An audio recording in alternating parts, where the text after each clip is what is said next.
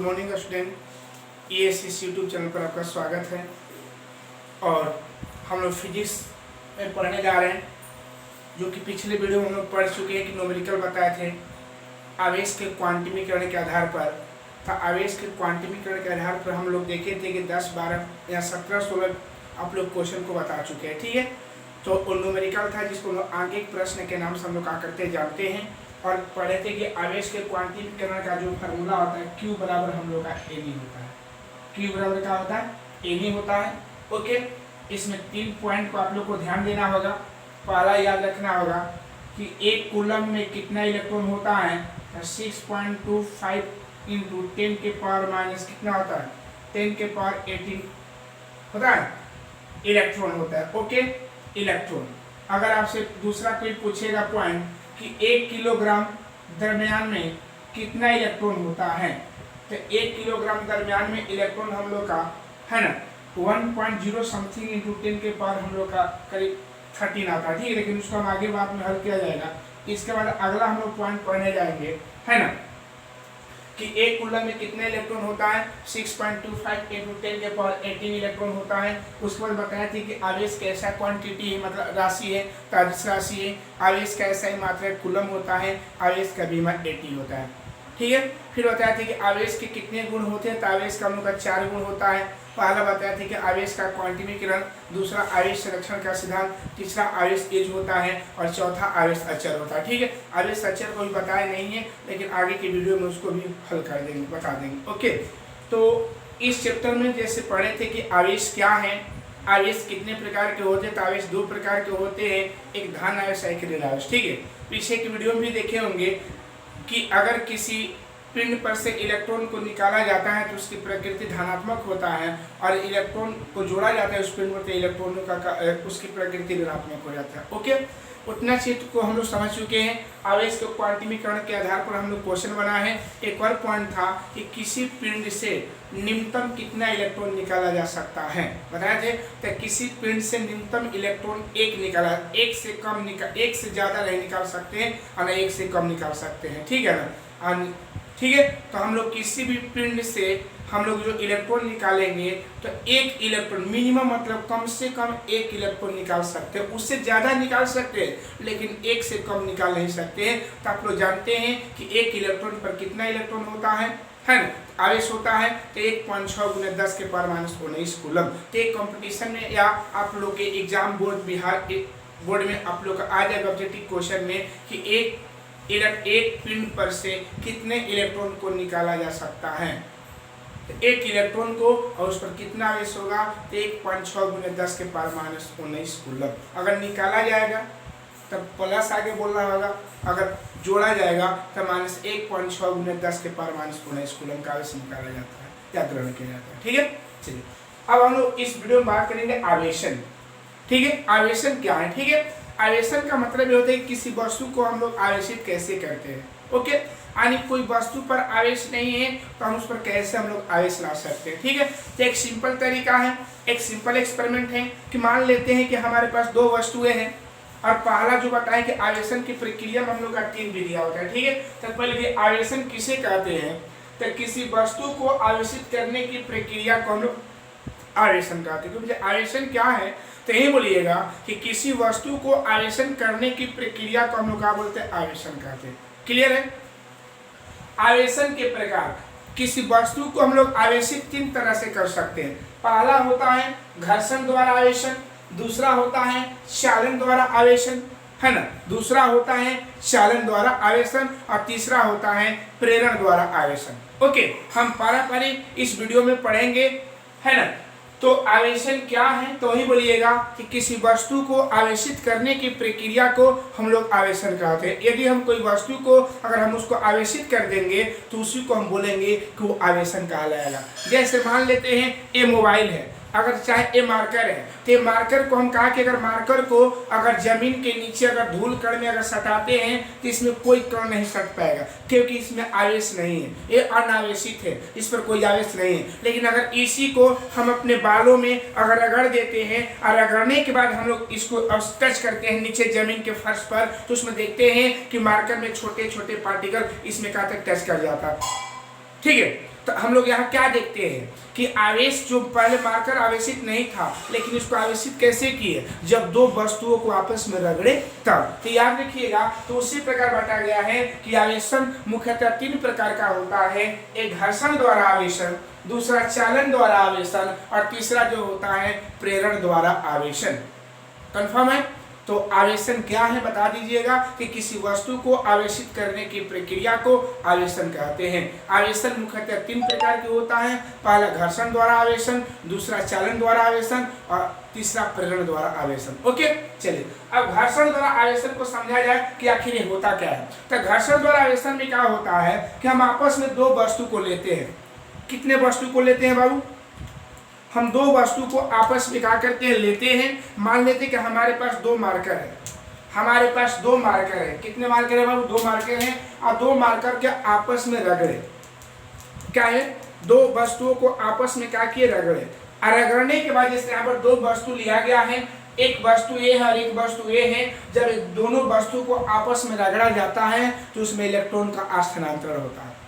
उसमें इलेक्ट्रॉन का क्या होता है, स्थानांतरण होता है। समझ रहे हैं कि जब 2 वस्तु को लिया गया है और 2 वस्तु को आपस में रगड़ा गया है, रबिंग करा गया, रगड़ा गया। जैसे ही रगड़ा गया है तो रगड़ने के बाद क्या देखा गया इस पर कि इसमें इलेक्ट्रॉन का स्थानांतरण। स्थानांतरण का मतलब ये होता है कि उसमें 2 सिचुएशन आता है, या तो वो कोई उस दोनों वस्तु में से कोई वस्तु इलेक्ट्रॉन को ग्रहण किया है और उन दोनों वस्तु में से कोई वस्तु इलेक्ट्रॉन का त्याग किया है। ठीक है, ये ध्यान रखिएगा। तो ये बोला गया है कि जब 2 वस्तु को आपस में रगड़ा जाता है तो रगड़ने के बाद देखा जाता है कि इसमें इलेक्ट्रॉन का स्थानांतरण होता है और इलेक्ट्रॉन का स्थानांतरण देखा गया कि इसमें धन आवेश है, इसमें क्या हुआ, ऋण आवेश। इसमें धन आवेश क्यों उत्पन्न हुआ? क्योंकि जब इस दोनों को रगड़ा गया है तो इसमें का इलेक्ट्रॉन यहाँ पर चला गया। तो इलेक्ट्रॉन जब इसमें के यहाँ पर चला गया तो क्या हुआ, जिसमें इसमें कमी हो गया ना, इसलिए इस पर बाबू धन आवेश हो जाएगा, इसमें वृद्धि हो गया ना, इसलिए इस पर क्या हो गया, ऋण आवेश हो गया। ओके, या एक और अच्छा तरीका से समझने के लिए आप लोग क्या करिएगा बाबू कि आप लोग क्या करिएगा, ऊनी धागा को लीजिएगा, है ना, और ऊनी धागा को अपने हाथ से क्या करिएगा, रगड़िएगा। ऊनी धागा को अपने हाथ से क्या करिएगा, ऐसे रगड़िएगा। ठीक है, रगड़ने के बाद हम लोग देखते हैं, है ना, रगड़ने के बाद देखिएगा कि जो ऊनी धागा जो है आपस में क्या है, ये हवा के चलते नहीं पता चल पा रहा है, तो आप लोग जाकर घर इसका प्रैक्टिकल कर लीजिएगा कि जैसे ही ऊनी धागा को आपस में रगड़ते हैं तो रगड़ने के बाद देखा जाता है कि ऊनी जो हाथ से रगड़ा जाता है, ऊनी धागा को हाथ से जब रगड़ेंगे तो रगड़ने के बाद देखा जाता है, या रेशमी धागा बोल सकते, रेशमी लीजिएगा, रेशम धागा को जब हाथ से रगड़ेंगे तो रगड़ने के बाद देखा जाता है कि जो धागा है ना, ये धागा के कण का आपस में जैसे पहले टच किया हुआ था, आपस में क्या हो गया, अपना स्थान बना लिए, इतना दूरी पर हो गया। ठीक है, तो इसका मेन रीजन यही होता है जो बोर्ड पर बताया गया है कि जैसे ही ऊनी धागा को अपने हाथ से रगड़ा जाता है तो रगड़ने के बाद देखा जाता है कि ये मेरा हाथ है और ये ऊनी धागा है। तो ऊनी धागे को रगड़ा जाता है तो देखा जाता है कि धागे पर क्या होता है, धन आवेश आ जाता है और हाथ पर हमारा क्या होता है, ऋण आवेश आ जाता है। कैसे जानेंगे कि इस पर धन आवेश, कैसे जानेंगे इस पर ऋण आवेश आ गया, वो बात सोचने वाला है ना। तो जब ऊनी धागा को रगड़ा गया, है ना, आप लोग प्रैक्टिकल कर लीजिए घर पर, है ना। जब ऊनी धागा को हाथ में रगड़ा गया तो रगड़ने के बाद देखा गया कि जो ऊनी जो धागा है देखिए ऐसे हो गया। तो ऐसे होने का मतलब देखा गया कि पहले टच किया हुआ था, पहले क्या था, ये टच किया हुआ था, ऐसे था, और जब रगड़ा गया तो दोनों आपस में क्या हुआ, ऐसे भाग गया। तो इससे यह निष्कर्ष निकाला गया कि हो न हो ऊनी धागा के बीच, इसका मतलब कुछ कंडीशन है, कुछ रीजन है जिसके द्वारा आपस में डिस्टेंस का किया, कवर कर लिया। तो इससे यह निष्कर्ष निकाला गया कि हो न हो इसके बीच में क्या है, प्लस प्लस है, क्योंकि प्लस प्लस के बीच ही 2 वस्तुओं के बीच में प्रतिकर्षण होता है। अब प्रतिकर्षण का मतलब क्या होता है कि दोनों वस्तुएं एक दूसरे से दूर भाग जाती है। ठीक है, कब, जब ऐसे धागे के एक्सपेरिमेंट किया गया था कि धागे का जितना भी धागा है वो आपस में कुछ दूरी पर चला गया। ठीक है, और जब इसको क्या देखा कि जब इस धागे को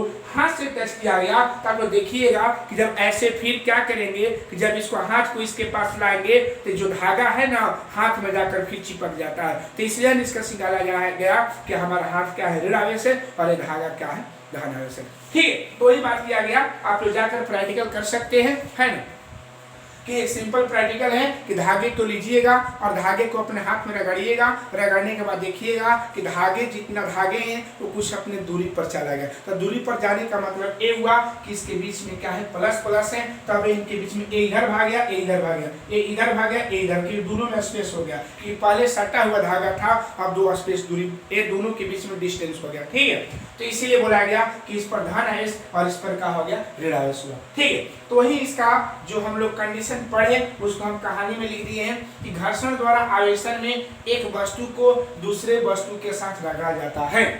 घर्षण द्वारा क्या होता है कि इसमें एक वस्तु को दूसरी वस्तु के साथ रगड़ा जाता है ना, और एक वस्तु से दूसरी वस्तु में इलेक्ट्रॉन का स्थानांतरण होता है, एक वस्तु से दूसरी वस्तु में इलेक्ट्रॉन का स्थानांतरण होता है। ओके, जो वस्तु इलेक्ट्रॉन को ग्रहण करते हैं उस पर ऋण आवेश और जिसमें इलेक्ट्रॉन की कमी होती है उस पर धन आवेश उत्पन्न हो जाता है। क्लियर है, उस पर कैसा आवेश उत्पन्न हो जाता है, तो उस पर हम लोग का धन आवेश उत्पन्न हो जाता है। तो समझ गए होंगे है ना कि क्या हम बताना चाह रहे थे। तो घर्षण द्वारा आवेशन में क्या होता है, तो यही बोलिएगा कि घर्षण द्वारा आवेशन में हम दो वस्तुओं को एक वस्तु को दूसरी वस्तु के साथ रगड़ा जाता है, रगड़ने के बाद देखा जाता है एक वस्तु को दूसरी वस्तु के साथ रगड़ा जाता है ना, और एक वस्तु से दूसरी वस्तु में इलेक्ट्रॉन का स्थानांतरण होते हैं, है ना। जो वस्तु इलेक्ट्रॉन का ग्रहण करते हैं उस पर ऋण आवेश, और जो वस्तु इलेक्ट्रॉन को त्याग करते हैं, इलेक्ट्रॉनों की कमी होता है, उस वस्तु पर क्या होता है, धन आवेश उत्पन्न होता है। ठीक है, नोट में लिखवा दिए हैं कि सजातीय आवेश प्लस प्लस से माइनस माइनस बोलते हैं। तो सजातीय आवेश के बीच प्रतिकर्षण या विकर्षण होता है और विजातीय आवेशों के बीच क्या होता है, आकर्षण होता है। क्या होता है, यहाँ क्या लिखेंगे, आकर्षण होता है। ओके, क्लियर है। तो कोई पूछेगा कि सजातीय आवेशों के बीच कैसा होता है, तो प्रतिकर्षण होता है। देखिए ये सजातीय आवेश है, इस धागा पर भी प्लस है, इस धागा पर भी प्लस है, दोनों एक दूसरे से दूर भाग रहा। तो सजातीय आवेश जहां भी रहेगा वो प्रतिकर्षण होगा, दूर भागेगा, एक दूर भागेगा। और एक प्लस और एक माइनस है, तो आपको पता है कि जो धागे पर जो प्लस आया है और जो हमारे हाथ पर जब धागे को हाथ के पास ले गया है ना, तो देखा है कि धागे हाथ में जाकर चिपकने लगा, तो इससे निष्कर्ष निकाला गया कि हो न हो हमारा हाथ क्या है, ऋण आवेश है। ओके, चलिए, तो वही बात बोला गया कि सजातीय आवेशों के प्रतिकर्षण या विकर्षण होता है और विजातीय आवेशों के बीच क्या होता है बाबू, आकर्षण होता है। ओके, चलिए, एक पॉइंट पे ध्यान देना होगा कि घर्षण द्वारा आवेशन की प्रक्रिया में, है ना, घर्षण द्वारा आवेशन की प्रक्रिया में दो वस्तुओं पर समान प्रकार के आवेश और उसकी प्रकृति विपरीत होता है। ठीक है, याद रखिएगा। कोई पूछेगा कि घर्षण द्वारा आवेशन में दोनों वस्तुओं पर आवेश कैसा उत्पन्न होता है, तो याद रखिएगा कि घर्षण द्वारा आवेशन में दोनों वस्तुओं पर समान परिमाण के किंतु विपरीत प्रकृति के आवेश उत्पन्न होता है। जैसे मान लेते, याद रखिएगा कि अगर ये हमारा धागा दो गो इलेक्ट्रॉन यहाँ से निकालेगा, कब इलेक्ट्रॉन निकालेगा, दो गो इलेक्ट्रॉन यहाँ से जब निकलेगा, तो याद रखिएगा कि हमारे हाथ पर भी उतने ही परिणाम का दो गो इलेक्ट्रॉन यहाँ पर आएगा। ठीक है, यहाँ पर आएगा, ध्यान रखिएगा। ए माइनस का मतलब ये मत समझिए कि इलेक्ट्रॉन को स्वीप करें, जहां ऐसे लिखेंगे वो इलेक्ट्रॉन हो। जैसे हम हिंदी में इलेक्ट्रॉन ऐसे लिखते हैं ना बाबू, है ना, उसी प्रकार हम इसको ऐसे संकेत में लिखेंगे, तो घबराइएगा मत। ठीक है, तो याद रखिएगा कि अगर धागे पर से दो इलेक्ट्रॉन निकला है तो हमारे हाथ पर भी दो इलेक्ट्रॉन ही जाएगा। ठीक है, तो इसीलिए बोला जाता है कि घर्षण द्वारा आवेशन की प्रक्रिया में पिंडों पर समान परिमाण किंतु विपरीत प्रकृति के दो आवेश उत्पन्न होता है। जैसे अगर हमारे धागा में से अगर दो इलेक्ट्रॉन निकला है तो हाथ पर भी हमारे दो ही इलेक्ट्रॉन जाएगा, लेकिन अंतर नहीं है, इस पर प्लस होगा, इस पर क्या होगा, माइनस, क्योंकि इस पर से निकला है तो निकलेगा तो प्लस और जिस पर जाएगा उस पर क्या होगा, माइनस। ठीक है, यही हुआ घर्षण द्वारा आवेशन। ठीक है, एक बार फिर से पढ़ रहे हैं कि घर्षण द्वारा आवेशन क्या होता है। तो घर्षण द्वारा आवेशन में एक वस्तु को दूसरे वस्तु के साथ रगड़ा जाता है, एक वस्तु से दूसरी वस्तु में इलेक्ट्रॉन का स्थानांतरण होता है। जो वस्तु इलेक्ट्रॉन को ग्रहण करते हैं उस पर ऋण आवेश, जिसमें इलेक्ट्रॉन की कमी होती है उस पर धन आवेश उत्पन्न होता है। जैसे आप लोग का एक्सपेरिमेंट दिखा लिए, समझा लीजिए। ठीक है, सजातीय आवेशों के बीच का होता है प्रतिकर्षण या विकर्षण और विजातीय आवेशों के बीच का होता है आकर्षण। ठीक, एक बात ध्यान रखना होगा, ये आपको पूछता है ऑब्जेक्टिव में।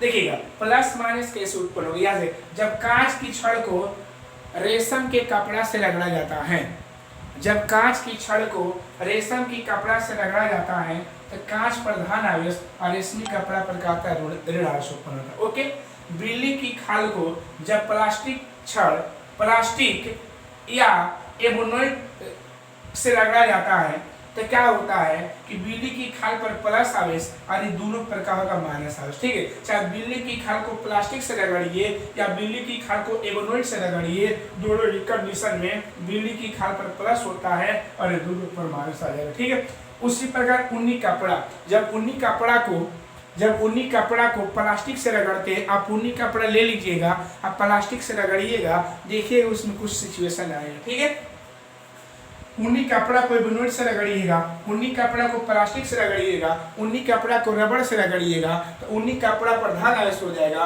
और इस पर क्या हो जाएगा, ऋण आवेश उत्पन्न हो जाएगा। ओके, तो आई होप समझ गए होंगे कि घर्षण द्वारा आवेशन कैसे होता है। ठीक है, तो घर्षण द्वारा आवेशन हम लोग ऐसे करते हैं। ठीक है, इसमें एक पॉइंट याद रखना होगा कि घर्षण द्वारा आवेशन में क्या होता है कि दोनों पिंडों पर समान परिमाण किंतु विपरीत प्रकृति के आवेश उत्पन्न होता है। ओके, चलिए, तो ये हुआ घर्षण द्वारा आवेशन। क्लियर है, इसको हम इरेज कर दे रहे हैं। अब अगला हम पॉइंट पढ़ने जा रहे हैं, ध्यान रखिएगा बाबू, है ना।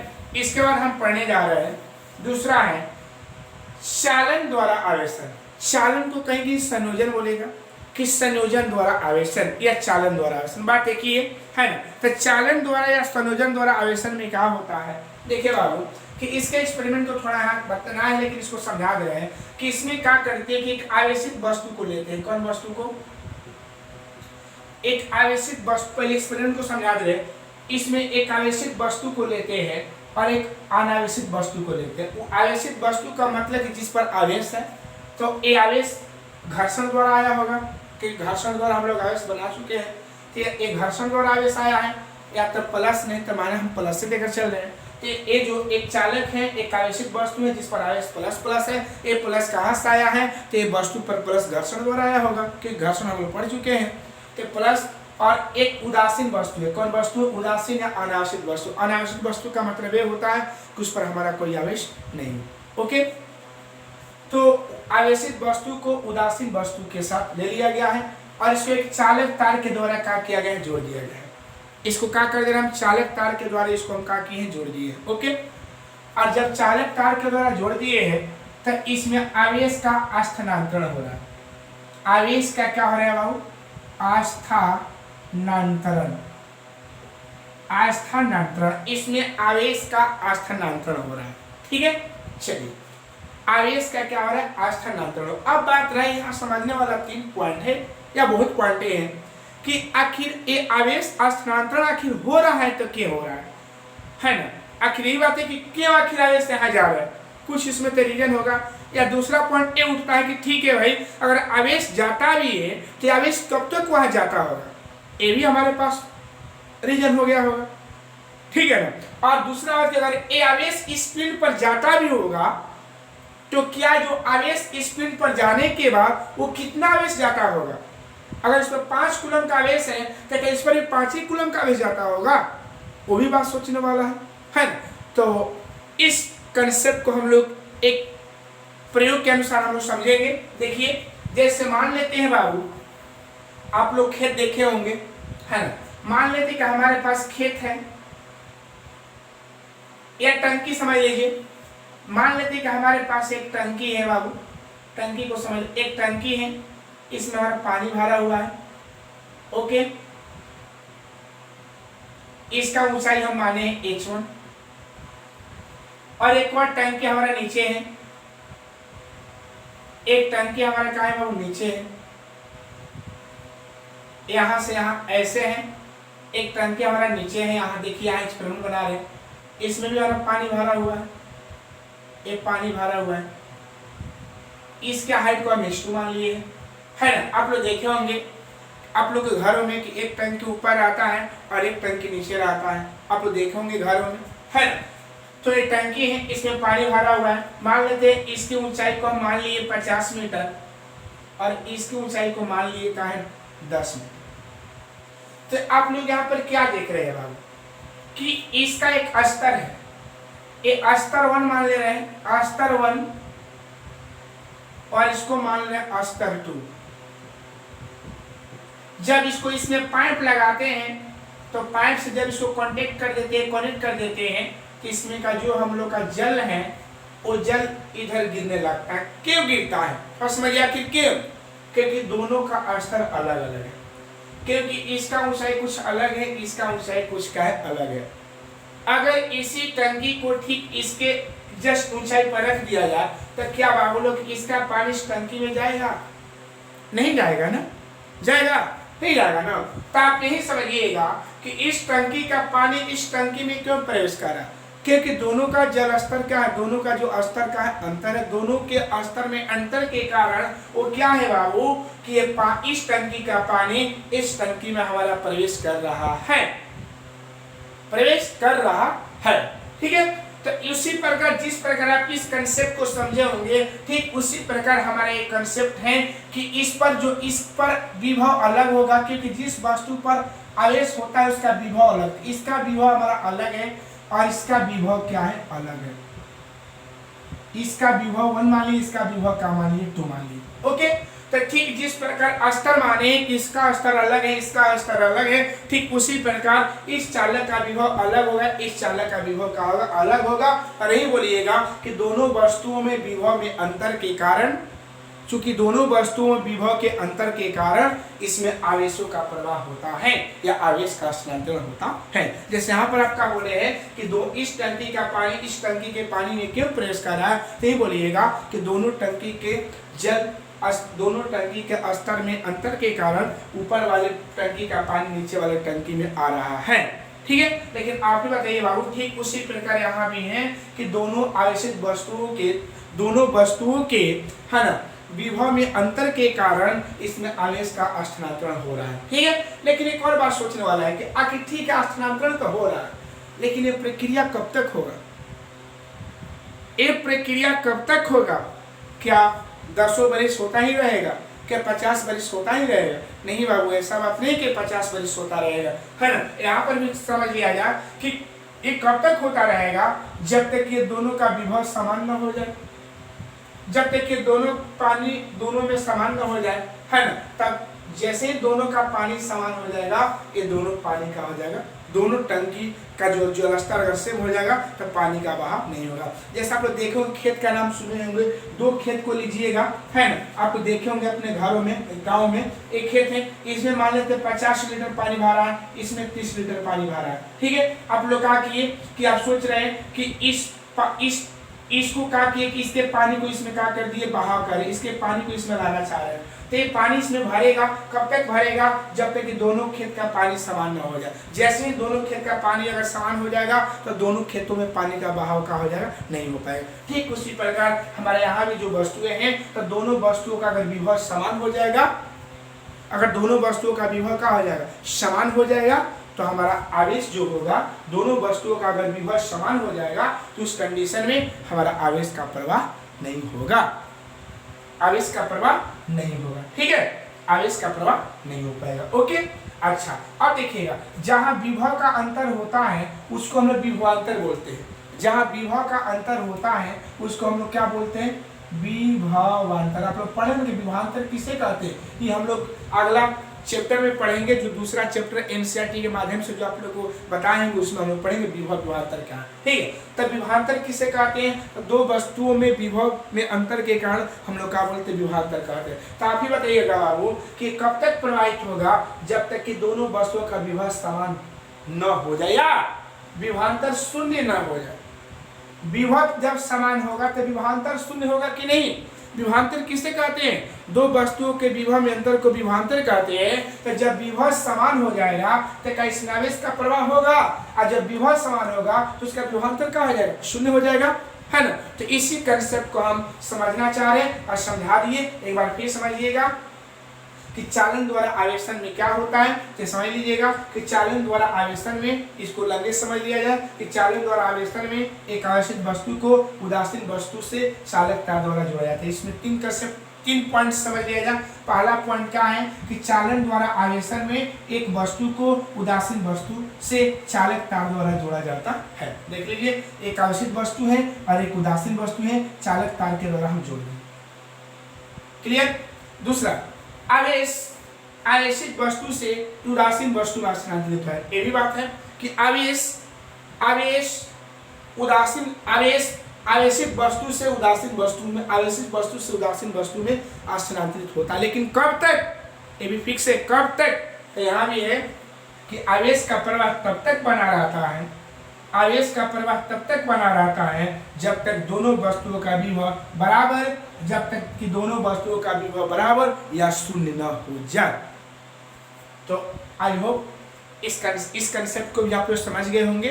तो याद रखिएगा कि आवेशन क्या है, तो आप लोगों को बताएं कि आवेशन किसे कहते हैं। तो किसी वस्तु को आवेशित करने की प्रक्रिया को हम लोग क्या बोलते हैं, आवेशन कहते हैं। ठीक है, किसी वस्तु को आवेशित करने की प्रक्रिया को हम लोग क्या बोलते हैं, आवेशन कहते हैं। ठीक है, आवेशन कितने प्रकार का होता है, 3 प्रकार का। पहला होता है घर्षण द्वारा आवेशन, दूसरा होता है चालन द्वारा आवेशन और तीसरा होता है प्रेरण द्वारा आवेशन। ठीक है, एक बार फिर समझा दें। घर्षण द्वारा आवेशन में क्या होता है, इस आवेशन की इस प्रक्रिया में एक वस्तु को दूसरी वस्तु के साथ रगड़ा जाता है, एक वस्तु को दूसरी वस्तु के साथ क्या किया जाता है, रगड़ा जाता है। और जब एक वस्तु को दूसरी वस्तु के साथ रगड़ा जाता है ना, तो उसमें क्या होता है, इलेक्ट्रॉन का स्थानांतरण होता है। उसमें इलेक्ट्रॉन का क्या होता है, स्थानांतरण होता है, जिसमें जो वस्तु इलेक्ट्रॉन को ग्रहण करता है उस पर धन आवेश, और जो वस्तु इलेक्ट्रॉन को त्याग करता है, इलेक्ट्रॉन की कमी होता है, उस पर धन आवेश उत्पन्न होता है। ओके, उसके बाद बताए थे कि सजातीय आवेशों के बीच प्रतिकर्षण या विकर्षण होता है और विजातीय आवेशों के बीच क्या होता है, आकर्षण होता है। क्लियर है। फिर एक और पॉइंट दिए थे कि घर्षण द्वारा आवेशन की प्रक्रिया में है ना, 2 वस्तुओं पर समान परिमाण किंतु विपरीत प्रकृति का आवेश पाया जाता है। इस प्रक्रिया में क्या होता है, इस प्रक्रिया में क्या होता है कि दोनों वस्तुओं पर जो आवेश होगा समान परिमाण का होगा। अगर इधर 5 इलेक्ट्रॉन होगा तो इधर 5 इलेक्ट्रॉन होगा, इस पर 10 है तो 10 होगा, लेकिन इस पर प्लस होगा तो इस पर क्या होगा, माइनस है, इस पर माइनस होगा तो इस पर क्या होगा, प्लस होगा। लेकिन क्यों प्लस माइनस होता है आप लोग खुद समझ गए होंगे। ठीक है, चलिए इसका पॉइंट है जो इसको पढ़ लीजिएगा। इसके बाद बताते हैं चालन द्वारा आवेशन। चालन द्वारा आवेशन को भी कंसेप्ट को समझा दिए कि चालन द्वारा आवेशन में क्या करते हैं कि एक आवेशित वस्तु के एक उदासीन वस्तु के साथ जोड़ दिया जाता है और आवेश का प्रवाह आवेशित वस्तु से उदासीन वस्तु की ओर होता है। ये भी जानते हैं कब तक होता है, जब तक कि दोनों वस्तुओं का विभव बराबर या विभवांतर शून्य न हो जाए। ठीक है, तो समझ गए होंगे। चलिए अब हम लोग आगे बात करेंगे।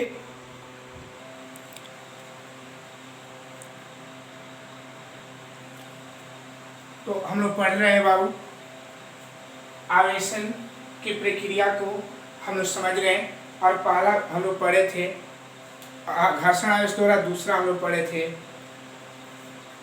संयोजन या उसी को बोलते हैं चालन द्वारा आवेशन। ठीक है, लेकिन अब उसका देखे थे कि उसमें क्या हम लोग का पॉइंट था कि उसमें देखे थे कि जब इसमें आवेश जो लिया गया था चालन द्वारा आवेशन में हम लोग देखा गया था कि इसमें एक को आवेशित लिया गया था, दूसरे को अनावेशित लिया गया था। उसमें 3 स्टेप बना था, आप लोग जान रहे हैं। अब इसमें नोट लिखना है, थोड़ा सा ध्यान दीजिएगा बाबू कि नोट लिखे कि मान लेते कि हमारे पास 2 समरूप गोला है। ध्यान रखिएगा, बहुत मस्त पॉइंट है। 2 समरूप गोला है और दोनों समरूप गोला में एक पर प्लस की आवेश है और एक पर -2 की आवेश है। तो जब इसको हल करेंगे तो कितना आवेश हो जाएगा, जब +4 अब -2 को हल करेंगे तो प्लस कितना आ जाएगा, 2 हो जाएगा। अब ध्यान दीजिएगा बाबू कि ये +2 आवेश सबका होगा, फिर दोनों गोलों पर समान रूप में फैल जाता है। तो एक बात ध्यान रखिएगा, ये प्रक्रिया तभी होता है जब दोनों गोलों पर दोनों गोला समरूप होगा। तब समरूप का मतलब ये होता है कि दोनों गोलों की त्रिज्या समान होगा या दोनों गोलों का रंग रूप या ढांचा एक ही होगा। तब ये प्रोसेस होगा कि जब 2 गोलों को आपस में संपर्कित किया जाता है। मान लेते हैं एक गोला है जिस पर +4 कूलम है, दूसरा गोला है -2 कूलम है। इसको चालक तार के द्वारा हम जोड़ दिए हैं। जब चालक तार के द्वारा जोड़े हैं तो हम लोग का रिजल्ट +2 आया है और ये +2 जो होगा वो दोनों गोलों पर समान रूपों से क्या होता है, वितरित हो जाता है। तो एक नोट को स्पेशल नोट को याद रखिएगा। एक इसका फार्मूला बना दिए कि मान लेते हैं कि इस पर आवेश Q1 है, इस पर आवेश Q2 है, और जब दोनों को संपर्कित कराएंगे तो दोनों गोलों पर आवेश का अगर समान हो जाएगा, मतलब इस पर Q1 plus Q2/2, Q1 plus Q2/2। तो एक बात को ध्यान रखना होगा, तो उसके नीचे नोट को क्या करिएगा, लिखिएगा बाबू। ओके, तो आप आई होप दोनों पॉइंट को आप लोग समझ गए होंगे। और आप लोग बताए थे कि आवेशन 3 प्रकार का होता है, घर्षण द्वारा, उसके बाद चालन द्वारा या उसी को संपर्क द्वारा भी बोल सकते हैं, और तीसरा है प्रेरण द्वारा आवेशन। बहुत मस्त पॉइंट है, ध्यान रखिए बाबू। प्रेरण किसे कहते हैं समझ लिया पड़ेगा, ठीक है, कि किसी वस्तु को बिना छुए आवेश देने की प्रक्रिया को प्रेरण द्वारा आवेशन कहते हैं। अगर मान लेते कोई हमारे पास वस्तु है और उसको हम छू ही नहीं रहे, देखिए उसमें क्या था कि दोनों वस्तु का एक को चिपका दिया था, घर्षण करा जा रहा था, और एक को जोड़ा गया था, इसमें कोई को जोड़ा ही नहीं गया। ध्यान रखिएगा, ये अकेला है, एक क्या है, अकेला है, इस पर इसके साथ कोई दूसरा वस्तु हमारा नहीं है। तब प्रेरण द्वारा आवेशन का मतलब समझ गए होंगे कि किसी वस्तु को बिना छुए आवेश देने की प्रक्रिया को प्रेरण द्वारा आवेशन कहते हैं। मान लेते हैं कि हमारे पास क्या है, कोई वस्तु है, उस पर हमको आवेश लाना है, तो उसको हम बिना छुए ही आवेश हम उसको आवेशित कर सकते हैं, ठीक है। तो कितना अच्छा चीज है कि बिना छुए उसको आवेशित कर दे रहे हैं, ठीक है। प्रक्रिया को हम लोग प्रेरण द्वारा आवेशन के नाम से हम लोग क्या करते हैं, जानते हैं, ठीक है। जैसे मान के इसमें 4 स्टेप को समझना है, और चारों कॉन्सेप्ट बहुत इंपॉर्टेंट है। देखिएगा इसमें क्या किया गया है कि एक उदासीन गोला है, कौन गोला है बाबू, उदासीन गोला है, इस पर प्लस आवेश है, कौन आवे, उदासीन गोला, और इसको कुचालक स्टैंड पर रखा गया। अब समझिए बाबू, उदासीन का मतलब होता क्या है। जैसे हम लोग एक निष्कर्ष निकालना चाह रहे हैं, जैसे मान लेते अगर पूछा जाए, हम लोग पढ़ते आए हैं कि सूरज पूरब में उगता है, सूरज पूरब में उगता है, सूरज पूरब में उगता है, पूरब में उगता है। अब दूसरा इसका, जिधर सूरज उगता है, जिधर सूरज उगता है, जिधर सूरज उगता है उधर पूरब होता है।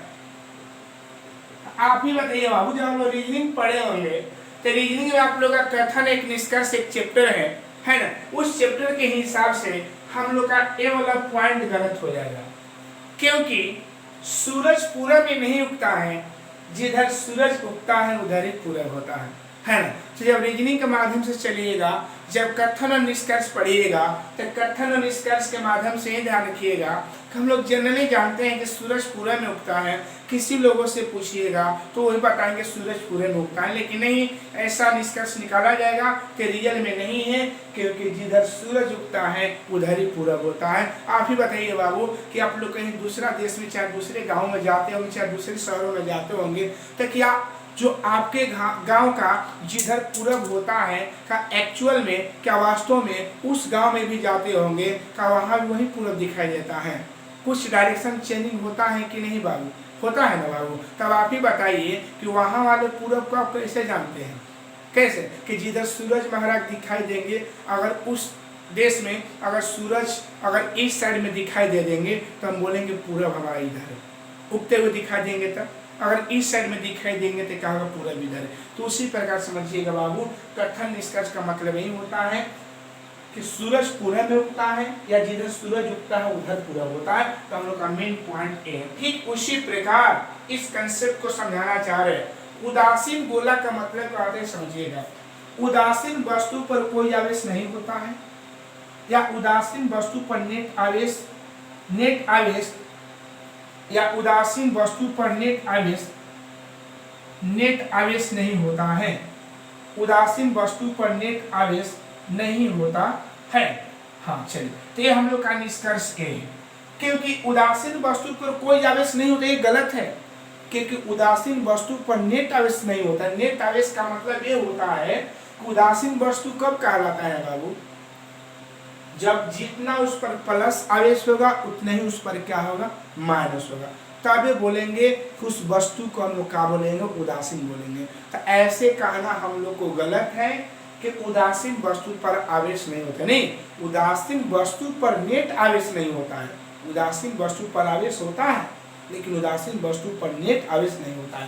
तो ये ध्यान रखिएगा, उदासीन वस्तु पर कोई पूछेगा कि क्या उदासीन वस्तु पर आवेश नहीं होता है, तो एक कथन गलत होगा, एक कथन गलत है। क्योंकि ये बोलिएगा उदासीन वस्तु पर आवेश नहीं होता है, एक गलत है, जबकि उदासीन वस्तु पर नेट आवेश नहीं होता है, ये सही है। ठीक है, तो याद रखिएगा उदासीन गोला का मतलब ये हुआ कि जितना इसमें प्लस है उतना ही इस पर क्या रहना चाहिए, माइनस रहना चाहिए। तो इसमें प्लस कब हुए हैं, 5 हुए हैं, और माइनस भी कब हुए हैं, 5 हुए। तब आप लोग समझ गए होंगे उदासीन वस्तु पर कोई आवेश नहीं होता है, या उदासीन वस्तु पर नेट आवेश, उदासीन वस्तु पर नेट आवेश नहीं होता है। ठीक है, अर्थात धन आवेश बराबर ऋण आवेश, प्रोटॉनों की संख्या बराबर इलेक्ट्रॉनों की संख्या। समझ गए होंगे।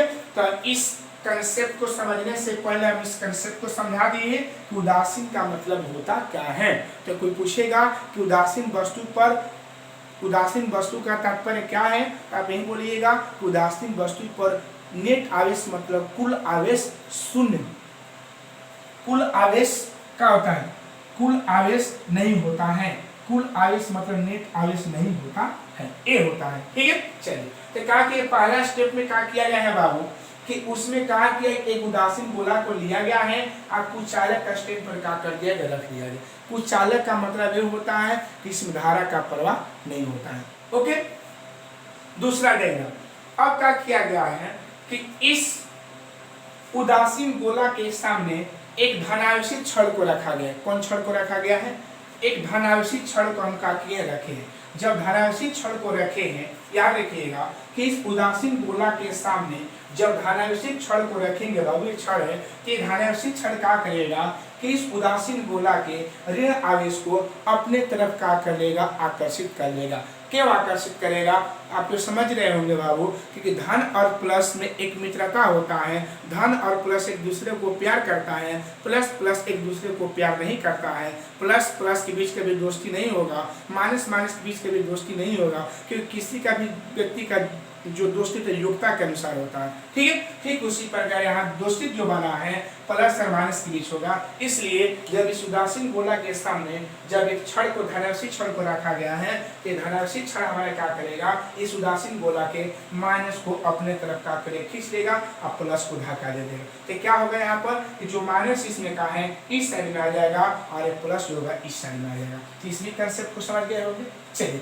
अब क्या किया गया है बाबू, ध्यान देना है बाबू, एक क्योंकि इसके बीच में आबंध आवेश है। कौन आवेश है, आबंध का मतलब आकर्षण बल बोलते हैं, मतलब कोई बंध आवेश से जुड़ा हुआ है। ओके, अब देखिएगा अब क्या करें लास्ट में इसको कि इसको हम चालक तार के द्वारा भूज संपर्कित करा दें। भूज संपर्कित का मतलब होता है कि इस चालक तार को हम क्या किए, इस चालक तार को हम पृथ्वी से क्या कर दिए, जोड़ दिए। ठीक है, और जैसे ही पृथ्वी से जोड़ेंगे इसका जो धन आवेश है, ध्यान रखिएगा, इसका जो धन आवेश है वो पृथ्वी के नीचे का हो जाएगा, चला जाएगा। इसका धन आवेश है पृथ्वी के नीचे का हो जाएगा, चला जाएगा। एक बार ध्यान दिया जाए, फिर से कंसेप्ट को समझा रहे हैं।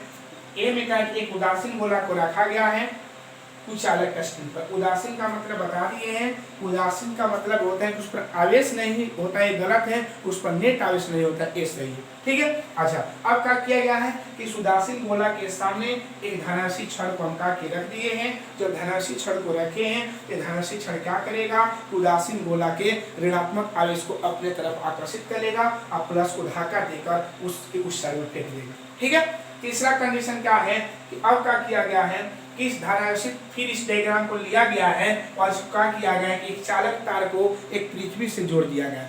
जैसे